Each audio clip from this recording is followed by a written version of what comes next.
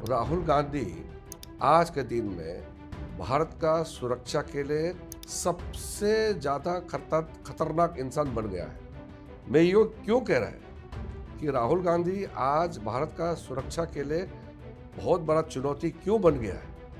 क्योंकि वो ऐसे ताकतों से मिले हुए हैं जो भारत विरोधी है। आप अमेरिका में जाइए, यूरोप में जाइए और देश में भी जो नक्सलाइट लोग हैं, वामपंथी जो एक्सट्रीम ले जाते हैं, ऐसे विचारधारा के लोग, जो सोरोस जैसे लोग, फोर्ड फाउंडेशन से लेकर के कई एनजीओस हैं जो भारत को कमज़ोर करने के लिए षड्यंत्र रचाते रहते हैं। ऐसे लोगों से राहुल गांधी जी का उठना बैठना मिलना जुलना होते रहते हैं। और जब राहुल गांधी बाहर जाते हैं तो जो एंटी इंडियन फोर्सेस के जो आवाज़ है, जो लॉयर्स हैं या जो खालिस्तानी फोर्सेस को जो लोग प्रोत्साहित करते हैं, ऐसे लोगों से ही राहुल गांधी मिलते हैं। और जो एक्सट्रीम फैनेटिक इस्लामिक जो भारत के खिलाफ प्रचार करते रहते हैं, ऐसा इस्लामिस्ट फोर्स है, उन लोगों के साथ राहुल गांधी मिलना जुलना होते रहते हैं। तो इससे तो देश को तो खतरा है ना। राहुल गांधी जी का बिहेवियर जो है, उसको बर्ताव वो बचकाना है, चाइल्डिश है। आप संपूर्ण विपक्ष का एक आवाज़ भी है। तो अगर आप बाहर में जा कर के लोगों को ट्रेटर कहेंगे, गद्दार कहेंगे और लोगों का हाथ पकड़ करके वहाँ बिठाएंगे, फिर अंदर जा कर के रूल से नहीं बोलेंगे, जो किताब पब्लिश ही नहीं हुआ, जो मार्केट में ही नहीं है, जिसका परमिशन नहीं है, उस पर ज़िद अड़ा हुआ है कि वहीं से पढ़ेंगे। जैसे छोटे बच्चे एक कुर्सी में चढ़ के यहीं बैठेंगे करके रोते रहना, या कोई मिठाई नहीं दिया तो दिन भर रोते रहना, ऐसे तो नहीं कर सकते ना। मेरा ख्याल से भारत का इतिहास में ऐसा नेता प्रतिपक्ष हमने कभी देखा नहीं। लेकिन सर एप्स्टीन फाइल्स पे क्यों बात नहीं हो पाई? एप्स्टीन में क्या है? एप्स्टीन में तो उन्होंने कहा कि प्राइम मिनिस्टर का नाम है, ये है वो है करके, तो कैसे हम मान सकते हैं? क्या सर राहुल एजेंडा सेट कर रहे हैं पार्लियामेंट का, ऐसा वो लगता है? एजेंडा सेट नहीं करता है। राहुल गांधी जी का कुछ इकोसिस्टम है। तो सर आप तो मंत्री हैं, अगर आपको इतनी जानकारी है कि वो इतने एंटी नेशनल हैं, तो उन पर कोई एक्शन क्यों नहीं होता? एक्शन तो समय में होगा। किरण जी, हमने देखा बड़ा धमाकेदार इस बार पार्लियामेंट सेशन रहा। हर बार की तरह इस बार भी वॉश आउट हुआ। जी, काफ़ी अगली सीन्स भी हमने इस बार देखे। As a parliamentary affairs minister आपको बुरा लगता है ये देख के? और आप क्या आपको लगता है कि ये एक विफलता सरकार की भी रही है इन अ वे कि हम चला नहीं पाए? देखिए, पार्लियामेंट में अगर हंगामा होता है तो अपने आप में कोई बहुत बुरा चीज़ नहीं है। संसदीय लोकतंत्र, पार्लियामेंट्री डेमोक्रेसी में हंगामा होता ही है, क्योंकि सब पार्टी का अपना अपना विचारधारा, अपना एक एजेंडा होता है। लेकिन हंगामा के साथ साथ जो हरकतें करते हैं उसको देखना होगा। जैसे हम लोग जब विपक्ष में थे, हम लोग ने भी आवाज़ उठाया, बुलंद आवाज़ उठाया था, लेकिन हम लोग ये नहीं किया कि स्पीकर को ऊपर में कागज़ फेंकेंगे, सेक्रेटरी जनरल का चेयर टेबल के ऊपर चढ़ जाएंगे, वहाँ जो काम करने वाला कर्मचारी है, टेबल ऑफिस के कर्मचारी के ऊपर चढ़ जाएंगे, फिर बैनर लेकर के प्रधानमंत्री जहाँ बैठा है वहाँ पार करके रूलिंग साइड में चले जाएंगे। ये हमने कभी नहीं देखा। तो इसलिए मैं दुखी हूँ, क्योंकि हमारा पार्टी के एमपीज को भी हम छूट दे देंगे। जब उनके पार्टी के एमपीज आते हैं, हमारा तो संख्या ज़्यादा है, तो हमारा एमपीज को भी हम कहेंगे कि अगर जाओ आगे, तो फिर वहाँ हाथापाई हो जाता, फिर कितना बदनाम होते। तो हम लोग ने ये नहीं किया। इसलिए दुखी इस बात का है कि उनका हरकतें जो है बहुत निंदनीय है, वरना तो हंगामा अपने आप में लोकतंत्र में होता है। मुझे इससे कोई परेशानी नहीं है। सर इस बार स्पेसिफिकली राहुल गांधी ने एक बड़ा मुद्दा बनाया वहाँ पे, चाहे वो एप्स्टीन फाइल्स हो, चाहे वो एक किताब जो अनपब्लिश्ड है या उस पर कंट्रोवर्सी हुई, तो और बाहर हमने देखा धरने पे वो बैठ गए और आते जाते लोगों से भी उन्होंने कुछ बिट्टू के साथ जो हुआ, जी, तो इसको आप किस तरह से देखते हैं? ये आपको कैसा लगता है ये एलओपी का बिहेवियर? देखिए, राहुल गांधी जी का बिहेवियर जो है, उसका बर्ताव, वो बचकाना है, चाइल्डिश है। वैसे नहीं कर सकते, क्योंकि लीडर ऑफ अपोजिशन एक जिम्मेदारी के साथ अपना व्यवहार को प्रकट करना चाहिए। क्योंकि नेता प्रतिपक्ष होने के नाते आप संपूर्ण विपक्ष का एक आवाज़ भी है।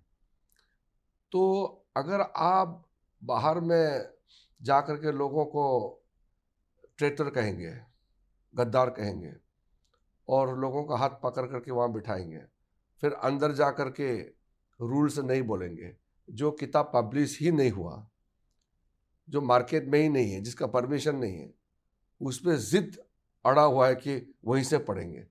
जैसे छोटे बच्चे एक कुर्सी में चढ़ के यहीं बैठेंगे करके रोते रहना, या कोई मिठाई नहीं दिया तो दिन भर रोते रहना, ऐसे तो नहीं कर सकते ना। नेता प्रतिपक्ष है कि जो किताब पब्लिश नहीं है, यानी कि किताब मौजूदगी नहीं है, मार्केट में नहीं है, वहीं से जबरदस्ती पढ़ेंगे करके रोते रहेंगे, तो देश तो ऐसे नहीं चल सकता है। तो ये उसका व्यवहार जो है बहुत ही बचकाना है। मेरे ख्याल से भारत का इतिहास में ऐसा नेता प्रतिपक्ष हमने कभी देखा नहीं।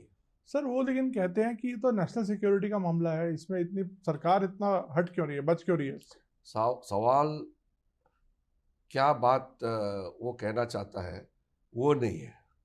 सवाल ये है कि जो किताब प्रकाशित ही नहीं हुए, वहाँ में आप कहते कि आर्मी जनरल ने ये कहा, प्रधानमंत्री ने ये कहा, तो किताब ही नहीं पब्लिश हुआ, आप कैसे कह नहीं देते? अगर हम उसको बिना किताब के उस किताब से कोट करेंगे जो पब्लिश ही नहीं हुआ, तो लोग हमको तो भविष्य में ब्लेम करेंगे ना कि आप संसदीय कार्य मंत्री थे उस समय और जो किताब प्रकाशित नहीं हुए वहाँ से क्यों कोट करने दिया। तो उसका जवाब कौन देंगे भविष्य में? मुझे अपना बात रखने के लिए अभी तो मैं रख सकता हूँ, जब मैं संसद में नहीं रहूँगा या जब मैं संसदीय कार्य मंत्री नहीं रहूँगा, तब अगर किसी ने आवाज़ उठाया भविष्य में कि किताब पब्लिश होने से पहले या पब्लिश ही नहीं हुए, तो कैसे करके नेता प्रतिपक्ष को उस किताब के कुछ शब्दों को बोलने के लिए मौका क्यों दिया? ये तो लोकसभा के जो rules of procedure and conduct of business का किताब है, उस किताब में रूल 353 में क्लियरली लिखा हुआ है।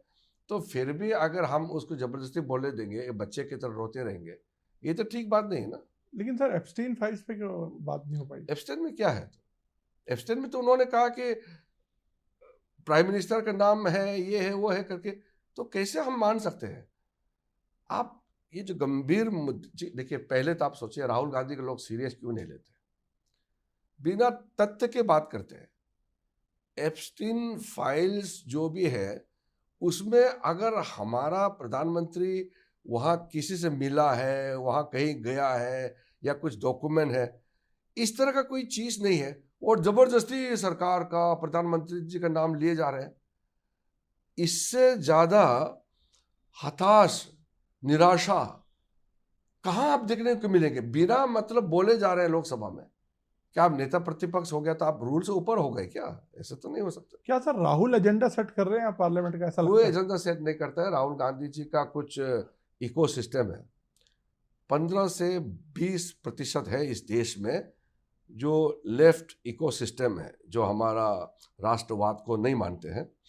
उनका तो ये मानना है कि भारत में कोई डिफेंस ही नहीं होना है, आर्मी नहीं होना है, भारत अपना भविष्य में सिक्योर नहीं होना चाहिए, भारत का कोई धार्मिक पहचान नहीं होना चाहिए।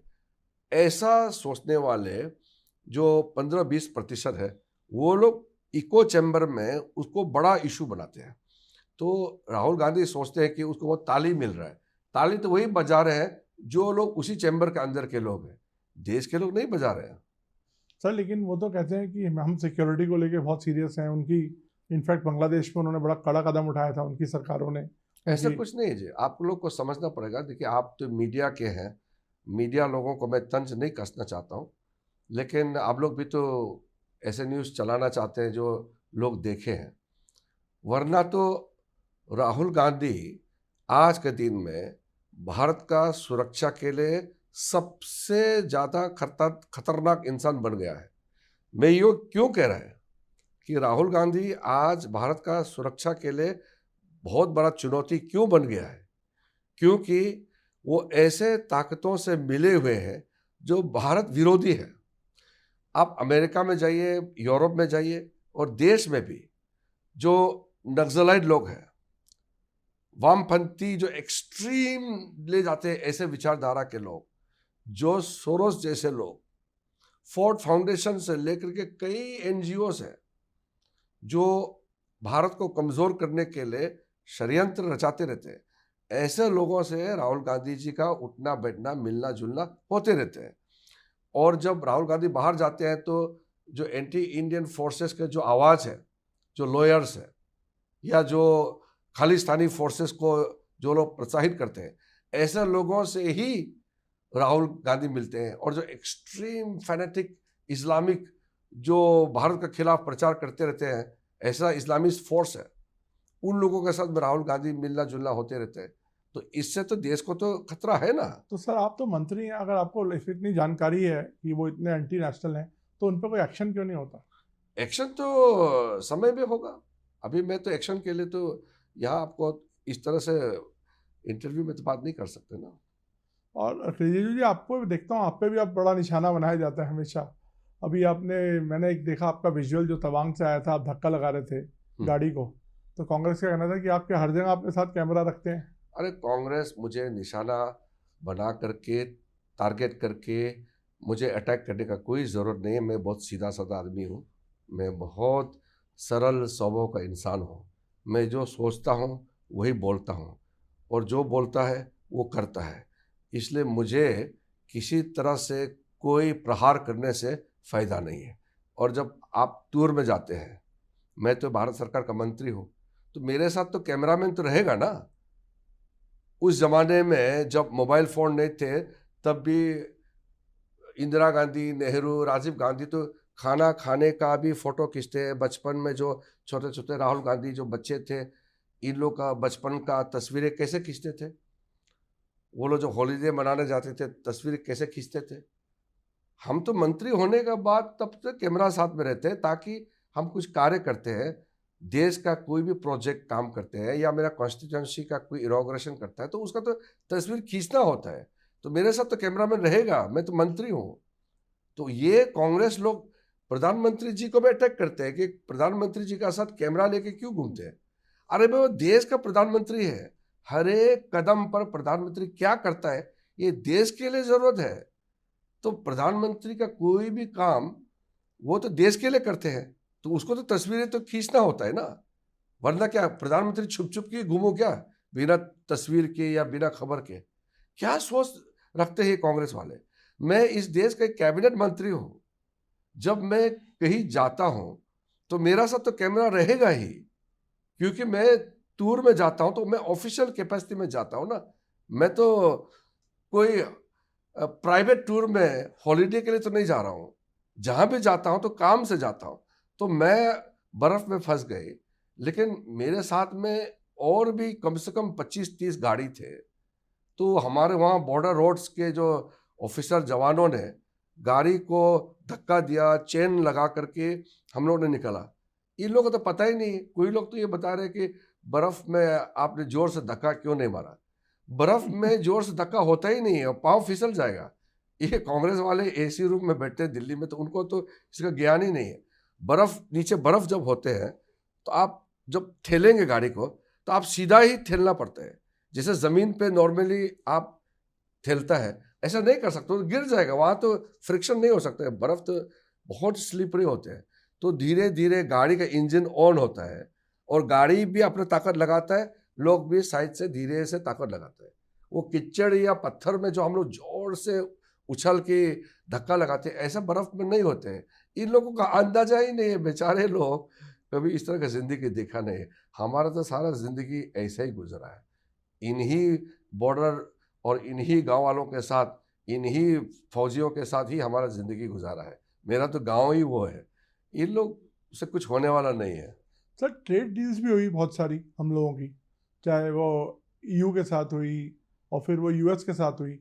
तो विपक्ष बार बार ये कह रहा है कि आप लोगों ने हमें अच्छे से इन्फॉर्मेशन नहीं दी, वहाँ जाकर बोलने का मौका हमें नहीं दिया उस पर। कांग्रेस को कोई भी इशू को लेकर के पार्लियामेंट में चर्चा करना, इंफॉर्मेशन देना, इस तरह का बातें करना ही बेईमानी है। वो पार्लियामेंट में बात करने का मौका तो देते नहीं है। आते ही हंगामा, चिल्लाना, वो प्ले कार्ड ले करके, बैनर ले करके नीचे बैठते रहते हैं, चिल्लाते रहते हैं, फिर बाहर जाके बोलते हैं कि बोलने का मौका नहीं देते हैं। तो कांग्रेस पार्टी का आप कंप्लेंट को छोड़ दीजिए। भारत का हित में जो काम है प्रधानमंत्री जी जो करते हैं वो पूरे हर वर्ग के लिए करते हैं। कोई ऐसा वर्ग नहीं है जिसको नुकसान हुआ है। और जहाँ तक ट्रेड डील का सवाल है वो तो पीयूष गोयल जी ने बहुत डिटेल में बता चुके हैं, क्योंकि वो संबंधित मंत्री भी है, तो वो बहुत अच्छा से समझाया है कि भारत के किसान हो या कारीगर हो, हमारा टेक्सटाइल इंडस्ट्री के वर्कर हो या हमारा स्मॉल स्केल इंडस्ट्री के लोग हो, किसी को कोई चिंता करने की जरूरत नहीं है। प्रधानमंत्री मोदी जी ने हर एक वर्ग के लिए चिंता करके भारत का पूरा हित को सामने में रख करके ही ट्रेड डील किया गया है। और भारत के लिए तो ये ऐतिहासिक है कि हर डेवलप कंट्री जिसको हम विकसित देश माने जाते हैं, सब भारत के साथ तालमेल होकर काम करना चाहता है। इसी चीज़ का दर्शाता है कि भारत बहुत उभर के आ चुके हैं। आपने मणिशंकर अय्यर के बयान सुने? उन्होंने बोला कि बड़ी कांग्रेस में एक फूट सामने आई, उन्होंने कुछ बोला कि मैं राहुल गांधी नहीं हूँ, मैं गांधीयन का फॉलो हूँ, राहुल गांधी का फॉलो नहीं हूँ। खैर राहुल गांधी जी का तो कोई फिलॉसफी या उनका कोई पॉलिसी तो है नहीं। वो तो ऐसे ही एक अथॉरिटी, परिवार का सदस्य होने के नाते वो उसको अपना हक मान करके चल रहे हैं, उसमें कोई आइडियोलॉजी नहीं है। मणिशंकर अय्यर ने जो कहा है, मैंने कल उसका बयान सुना। मैं जब अरुणाचल से आ रहे थे तो मुझे किसी पत्रकार ने भेजा है मणिशंकर अय्यर ने क्या कहा। मणिशंकर अय्यर ने जो कहा उसको तो मैं टिप्पणी नहीं करूंगा, क्योंकि वो तो कांग्रेस का आपस की बात है। मैं ये कहना चाहता हूं कि एक ज़माने में कांग्रेस में कद्दावर नेता हुआ करते थे, और जब हम लोग नए नए चुन के आए लोकसभा में, तब भी हमने कांग्रेस के कई कद्दावर नेताओं को देखा है, जो बात करने में भी और हर चीज़ काम करने में भी एक मैच्योरिटी था। लेकिन धीरे धीरे धीरे धीरे कांग्रेस जैसे राहुल गांधी जी है उस टाइप का कांग्रेस पार्टी भी बन गया है। तो जैसे राहुल गांधी है वैसे कांग्रेस पार्टी बन गया, और उसके इर्द गिर्द जो घूमते हैं वो लोग भी वैसे ही हो गया। क्योंकि हम लोग कल्पना भी नहीं कर सकते कि कांग्रेस का ये अस्तर होगा एक दिन जा करके। वरना तो कोई पार्टी 3 बार किसी के नेतृत्व में चुनाव बुरी तरह हारने के बाद भी वही नेता बनते रहेंगे, ये तो कांग्रेस में हो सकते हैं। हमारा यहाँ तो आप सोच भी नहीं सकते हैं। आप सोचे बीजेपी का कोई नेता कमान संभाल के 3 बार 100 सीट भी पार नहीं कर पाया, लगातार 3 बार बुरी तरह हार गए, तो वो कैसे नेता बने रहेंगे? ये तो हमारे यहाँ हो नहीं सकते हैं। ये तो कांग्रेस में पता नहीं, कांग्रेस के लोगों को दाद देना पड़ेगा। मैं तो सैल्यूट करता हूँ कांग्रेस के लोगों का पेशेंस को। बार बार हराने के बाद भी राहुल गांधी को ही वो नेता मान करके जिंदाबाद करते रहते हैं, वो तो उनका मानना पड़ेगा। मेरा आखिरी सवाल, आपकी नाराजगी सिर्फ कांग्रेस से, या आपके ऑपोजिशन में तो और भी बहुत सारी पार्टियां हैं, तृणमूल है, समाजवादी पार्टी है, लेकिन मैं देखता हूँ आपका गुस्सा सिर्फ कांग्रेस पे रहता है। आपको लगता है मेन प्रॉब्लम क्रिएटर कांग्रेस ही है और कोई नहीं है ऑपोजिशन में? नहीं, क्योंकि पार्लियामेंट में जो बंद करने वाला, पार्लियामेंट को चलने नहीं देंगे और पूरा कागज लेकर के फेंकता है या जो बैनर लेकर के उतरते हैं, वो तो कांग्रेस ही करते हैं। बाकी समाजवादी भी करते हैं, लेकिन समझाने से वो समझ जाते हैं। आपका बाकियों से तालमेल अच्छा है? नहीं नहीं, मेरा तो कांग्रेस के भी नेताओं से मेरा अच्छा तालमेल है, लेकिन वो राहुल गांधी जी आकर के पूरा उनके जो प्लानिंग है, जो हमारे साथ बैठक होते हैं, वो सब विफल कर देते हैं। देखिए अखिलेश यादव जी जैसे भी उनके पार्टी का आइडियोलॉजी है, चाहे वो मुस्लिम तुष्टिकरण करो या करप्शन या वहाँ समाजवादियों के ज़माने में यूपी में बड़ा दादागिरी बहुबाली का बोलबाला रहा है, लेकिन चुन के आने के बाद एक कलीग की तरह हम लोग काम करते हैं। तो समाजवादियों से भी बात करते हैं, तो अखिलेश जी से बात करते हैं, तो बात बन जाता है। तृणमूल वाला भी चाहे वो गुंडागिर्दी करते हो वेस्ट बंगाल में, लेकिन यहाँ चुन के आने के बाद बातचीत करने से संभल जाते हैं। डीएमके वाला तो लगभग ठीक ही है, लेकिन वो कांग्रेस के साथ ज़्यादा वो चलते हैं, मगर बात करने से इंडिविजुअल जैसे कनिमोई, टीआर बालू वगैरह जो है, बातचीत करने से वो समझ जाते हैं। और बाकी अन्य दल हैं वो लोग भी बातचीत करने से समझ जाते हैं। प्रॉब्लम राहुल जी का और उसके जो संगत में जो लोग हैं वही सबसे ज्यादा प्रॉब्लम है, इसलिए मैं कह रहा हूँ। अदरवाइज मेरे लिए कोई दुश्मन थोड़ी है कोई पार्टी। आप तो अच्छा, आपने बड़ी बात बोली कि कांग्रेस के बाकी नेता से भी आपका अच्छा हाँ तालमेल है, हाँ, बातचीत तो करते सिर्फ रहते हैं। एक यही प्रॉब्लम है आपको? क्योंकि जैसे राज्यसभा में भी कांग्रेस के वरिष्ठ नेताओं से मेरा बातचीत होते रहता है। देखो, मैं तो पार्लियामेंट्री अफेयर्स मंत्री होने के नाते उनसे मेरा बातचीत तो लगातार चलते रहता है। गवर्नमेंट की तरफ से तो मैं ही आगे आकर के बात करता है, क्योंकि बिजनेस लाना है या सबको कन्विंस करना है। तो मेरा निजी व्यक्तिगत तौर पर किसी से कोई समस्या नहीं है। राहुल गांधी जी से मेरा बीच बीच में जो थोड़ा थोड़ा मिलना जुलना बीच बीच में कोई कार्यक्रम में होते तो रहता आपको है। कहते हैं आप फिटनेस कहाँ से रखते हाँ, तो हैं? वो तो ठीक है, मगर समस्या कहाँ होता है जब राहुल गांधी जी बोलते हैं कि सदन चलने ही मत दो, और उनको यही बोलना है और कुछ नहीं बोलेंगे, तो वह अटक जाते हैं। तो अटकने की वजह से वो अपना दोष जो है वो दूसरे को देते हैं या सरकार को देते हैं। लेकिन राहुल गांधी जी का ये जो बर्ताव है, इसके वजह से बाकी छोटे छोटे पार्टी के जो एमपीस है उनका नुकसान होता है, क्योंकि उसका बोलने का समय खत्म होता है। सरकार तो अपना काम कर लेता है। अगर हमको कोई बिल बहुत मजबूर है, देश के हित में पारित करना ही है, चर्चा नहीं हो पा रहे हैं, तो भी हम लोग तो पारित करके देश का सेवा तो करना है।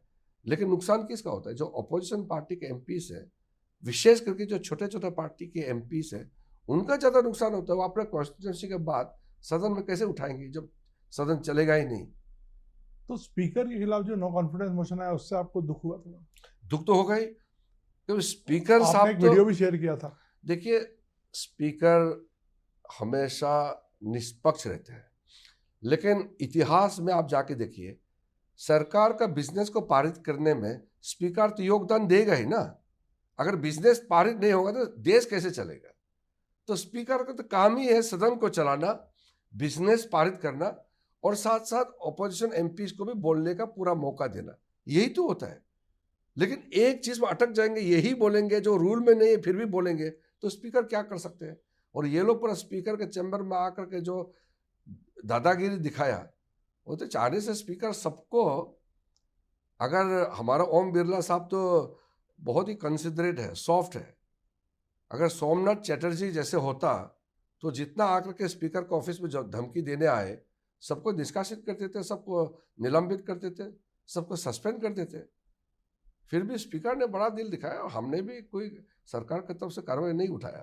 थैंक यू सर, आपने हमसे बात की और हर मुद्दे पर आपने, या उम्मीद है कि पार्ट 2 जो रहेगा इस बार का बजट सेशन का वो अच्छा चले। अच्छा चलेगा। बजट सेशन का सेकंड पार्ट के लिए हम लोग तैयार है। क्रिटिकल बिल है जो विशेष करके फाइनेंस बिल है, उसको तो पास करना ही है, और बजट को गिलोटिन करके पारित करना होता है। हर मंत्रालय के डिमांड्स और ग्रांट्स पे चर्चा होता है, ये सब इम्पोर्टेंट है, हम लोग करेंगे। और हम फिर से अपील करेंगे विपक्ष को कि आपका जिद छोड़ दो, इससे कुछ नहीं होता है। अगर यही जिद पकड़ते रहा तो आपका संख्या और गिर जाएगा, लोग भरोसा नहीं करेंगे, देश के लोग आपके प्रति भरोसा खोते जा रहे हैं। थोड़ा सा और मेंटेन करना है तो आप फिर सदन को अच्छी तरह से चलाने में मदद करना चाहिए।